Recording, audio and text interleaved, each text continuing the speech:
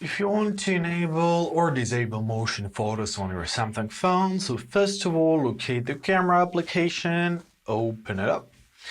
Here it is. So now make sure that you opened up your photo tab.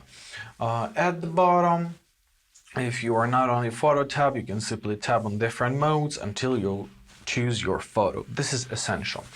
Now, at this top panel, locate your motion photo icon. It looks like this, and to activate it, you are simply to tap it. You'll see message that photo motion mode on, and this icon will glow with the yellow color.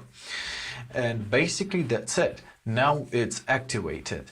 So from now, your photos will capture a few seconds of video before and after you press the shutter button. To disable this mode, simply tap on this icon once again. You'll get a message that motion photo off, and if it will turn white.